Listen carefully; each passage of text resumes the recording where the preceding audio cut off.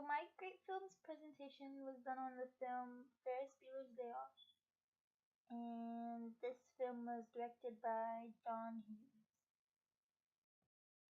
So the narrative starts with a high school senior, Ferris Bueller, who is played by Matthew Broderick, and he decides one spring day to skip school by faking an illness to his parents and encouraging his girlfriend Sloane, who is played by Mia Sara, and a friend Cameron, played by Alan Ruck, to spend the day in Chicago. And this is to be one of their last fun days before all parting their ways for college. And the rest of school, in the meantime, hears rumors that Ferris Bueller is actually extremely ill. So they begin a Save Ferris donation offering, and through all this, Ferris' sister Jeannie, who's played by Jennifer Grey, is outraged on Ferris' sneaky manipulation of both his parents and the school authorities. Now, Ferris Bueller's school principal does not believe that Ferris is truly sick, so he begins on a mission to catch Ferris in the midst of his lie. And in the meantime, Ferris is living it up in Chicago as he's convinced Cameron to allow to take his dad's 1961 Ferrari California for his day. And it actually took a lot of convincing from this character, Cameron, who is actually very ill. Now, Ferris and his friends arrive in downtown Chicago, where they go along with their whereabouts, which include a game at the Wrigley Field, visiting the Sears Tower, the Art Institute of Chicago, the Chicago Mercantile Exchange, and taking part in the Von Steuben Day Parade, which actually is very famous. And Ferris also lip syncs to the song Dankeschön and the Beatles version of Twist and Shout. Again, very famous songs. Now, Principal Mr. Rooney has decided to go off campus looking for Ferris, but this took a turn for the worst as he loses his wallet and Shun gets mistaken for a burglar back at the Bueller residence. And when the day comes to an end, Ferris and his friends retrieve the Ferrari from the car lot only to find that hundreds of miles have been added to it. So Cameron is sent into a panic shock due to the fact that his father's car is now not in perfect condition, and his father is abusive, and he may have a bad reaction to all this. And so they realize there's nothing they can do to take the miles off the car. So after years of anger being built up in Cameron, he decides to take matters into his own hands, damaging the Ferrari himself, and eventually causing it to fly off the second-story garage. And Ferris felt really bad at this point, so he wanted to face the consequences for Cameron, but because the whole day has been Ferris's idea, but Cameron decides he wants to just face the consequences himself. And now the day has come to an end, and Ferris must get back home before his parents get back home because he's supposed to be really sick in bed. And when he arrives at the front steps of his home, he finds Mr. Rooney standing there. Also, he is greeted by his sister Jeannie, who, during all this, was not very fond of Ferris's lying to get out of school. She wanted him to get caught. But so she met somebody, and she's now changed personality-wise. And she's appreciating Ferris's craftiness, and she decides to cover up for him in front of Mr. Rooney. Now, Rooney left his wallet at the house earlier after he broke in to try to catch Ferris, and Jeannie tried to call the police on him. But since he didn't want to get caught, considering that he could be in trouble for burglary, he basically just lets Ferris off the hook because he has nothing else to do.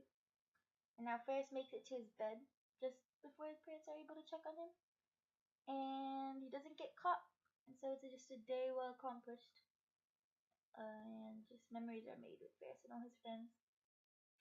And these are some pictures that showcase the day that Ferris spent in Chicago.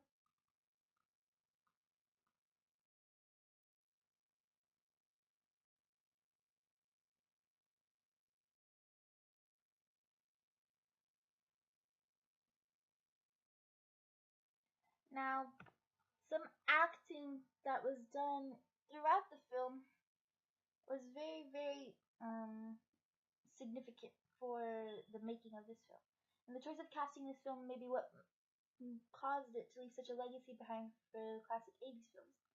And the acting in this film really shows what teenage life is like during high school and how much we really just want to live a little. So in other words, the film is just a small observation of teenage life. Director John Hughes let character hero Ferris Bueller have a little fun with the audience as Ferris talks directly to the audience, and this established a great bond with the audience and the main character, even though Ferris was also kind of hated, mostly due to the fact as how he could get away with practically anything and not everyone else could, you know. But what really put the major character Ferris Bueller apart from most was Matthew Broderick's performance as Ferris Bueller. Matthew Broderick was able to put on a purely convincing face and a very likable face as well, and everybody easily wanted to be on Ferris's side throughout the entire film in each sticky situation. The supporting cast also played a good role in the movie, as Cameron, who is Ferris's best friend, was played by Alan Ruck. And Cameron was just an ordinary guy who was basically being persuaded and peer pressured to do all the crazy things that he really did not want to do, normally would not do. But that was just the kind of character that Ferris was. He was able to easily get everybody to do everything with him. And Cameron is just a character full of rage, distrust, and but when Ferris was able to put on such a daring show and show all the wonders that life had to offer, Cameron was really put in awe by the fact that his best friend really could do all that. And then there's the one and only lovely girlfriend of Ferris Bueller, who is Sloane, and she's played by Mia Sara. And she can be thought of as the teenage sweetheart who falls for the daredevil in the film. Her sweet personality is good enough for Ferris that he even felt the need to ask her if she wants to get married at this moment. And though she may only be a minor character, she's still Ferris's love interest. And together they just rebel against authority. And this is a picture of the cast. Now, sound in the film was very significant. This film is responsible for the soundtrack of the 80s teen lives. In the part of introducing the Ferrari, director Hughes just used the Yellow's Oh Yeah song, which was famous for its lyrics chicka chicka ah. And this 80s dance track was famous for its minimalistic lyrics because it didn't really have much words. It was just mostly noises and sounds, but they emphasized like the tone of the characters. And it also emphasized the desire for the car by Ferris in one particular scene. And perhaps one of the most famous scenes from the film where Ferris leads in the Chicago Loop puts to use the Beatles' Twist and Shout song during the massive dance party that was happening during the parade. And this iconic scene led to the song bouncing back to a pop singles chart 23 years after it was first released.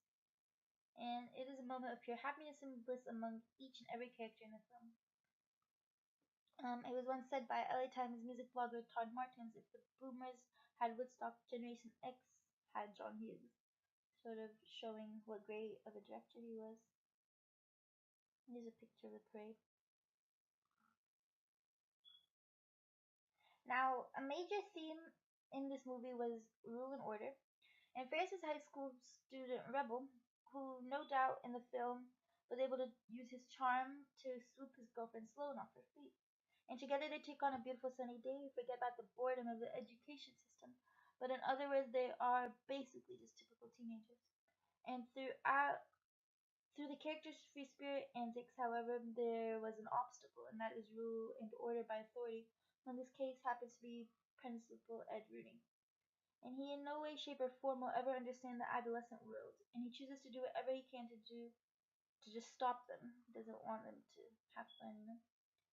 But apart from Ferris and Sloane came Cameron, who never wanted to break the rules, but eventually is pressured into breaking every single one of them due to Ferris Bueller. And this helped him get out of his insecure shell, and Cameron was a character who did go by all rule and order.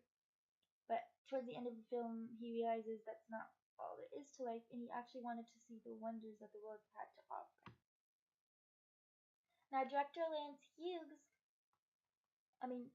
John Hughes was an American film director, producer, and screenwriter, and he was the director of some of the most successful comedy films in the 80s and 90s.